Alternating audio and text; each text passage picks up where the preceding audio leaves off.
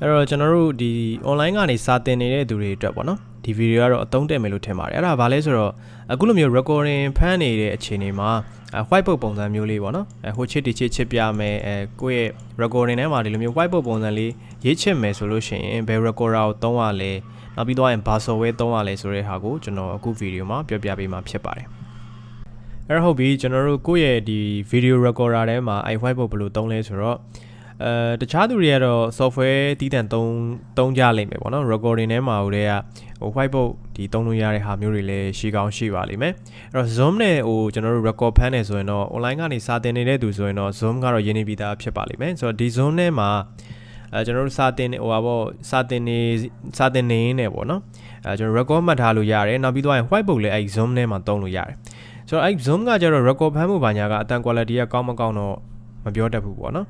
အဲ့တော့ကျွန်တော်ကတော့ဘာသုံးလဲဆိုတော့ဘာသုံးစီခြင်းလဲဆိုတော့အားလုံးလဲရင်းနှီးတဲ့ဟာပါပဲအားလုံးရဲ့ဆက်မှာလည်းရှိထားပြီးသား software ပါပဲဘာလဲဆိုတော့ PowerPoint မှာအဲ့ whiteboard ပုံစံမျိုးသုံးလို့ရတယ်တော်တော်များများတိတ်မသုံးပြကြတော့အဲ့ဒါကိုဘယ်လိုပြောမလဲတီးတိုင် recorder ကြီးသုံးရတယ်လို့ထင်တာပေါ့နော်အဲ့တော့အမှန်တော့မဟုတ်ပါဘူး PowerPoint ထဲမှာသုံးလို့ရပါတယ်နော်အဲ့တော့ဘယ်လိုသုံးလဲကျွန်တော်တစ်ချက်ပြ PowerPoint ကိုဖွင့်လိုက်ပါအဲ့တော့ဘယ်ဘာရှင်းမဆိုသုံးလို့ရတယ်နော်အဲ့တော့ PowerPoint ဖွင့်ပြီးသွားရင်ကျွန်တော်တို့မှာ blank presentation ပေါ့အလွတ်ပဲယူလိုက်နော်အဖြူ plain ပဲယူလိုက်ပါယူပြီးသွားရင်ကျွန်တော်တို့ဒီအပေါ်မှာ slide show ဆိုတဲ့ tab တွေ့လိမ့်မယ်အဲ့ထဲကိုသွားပြီးသွားရင်ဒီမှာ from beginning ပေါ့နော်ဆိုတော့ဒါကိုနှိပ်ပြီးတော့ slide show ပြမယ်ပေါ့အဲ့တော့ record အရင်ဆုံး recorder ကိုဖွင့်တာပေါ့နော်ကို record ဖမ်းကိုသုံးညင်တဲ့ဒီ screen recorder တစ်ခုကိုအရင်ဖွင့်ပြီးတော့ record ဖမ်းထားလိုက်ဖမ်းထားပြီးသွားလို့ရှိရင်ဒီ PowerPoint file ကိုဖွင့်ပြီးသွားရင်အပေါ် slide show tab ထဲကိုလာဒီမှာ from beginning ဆိုတဲ့ဟာကိုနှိပ်လိုက်နေမှာတွေ့လားစပြီးတော့ဒါ whiteboard ပုံစံမျိုးဖြစ်သွားပြီအဲ့တော့ရေးချပြဖို့အတွက်ကကျွန်တော်တို့ဘယ်ကိုသွားရမလဲဆိုတော့အခုလိုမျိုး from beginning နှိပ်ပြီးသွားရင်ဒီ screen ကြီးပေါ်မှာ right click ထောက် pointer option ဆိုတာရှိတယ်အဲ့မှာ pam ဆိုတဲ့ဟာလေးရှိပါတယ် pam ဆိုတဲ့ဟာကိုယူလိုက်ပါပြီးတော့နောက်တစ်ခုဘာလုပ်လို့ရလဲဆိုအဲ့ pointer option မှာ laser pointer ရှိတယ်ဒါတော့laser pointer ကကျတော့အခုလိုမျိုးစာတွေပါရေးပြီးသွားရင်ပြန်ရှင်းပြတာပေါ့နော်ထောက်ပြတဲ့အခါမှာကျွန်တော်တို့သုံးပါတယ်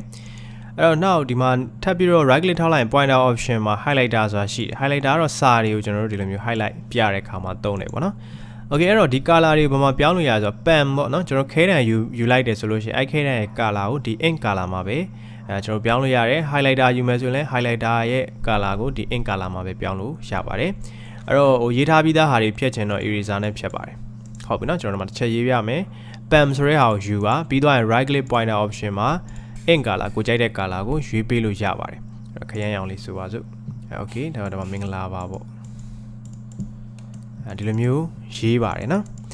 โอเคဒါဆိုအဆင်ပြေလောက်မယ်လို့ထင်ပါတယ်နော်ကျွန်တော်ဒါ PowerPoint ကိုပဲသုံးပြီးတော့အလွယ်တကူပဲစာရှင်းပြလို့ရပါတယ်โอเคဒါလေးတွေကိုဖြတ်ချင်တော့ right click pointer option မှာ eraser ရှိတယ်သူနဲ့ပြန်ပြီးတော့ဖြတ်ပေးလို့ရပါတယ်ပြန်ထွက်မယ်ဆိုရင်တော့ keyboard ကနေ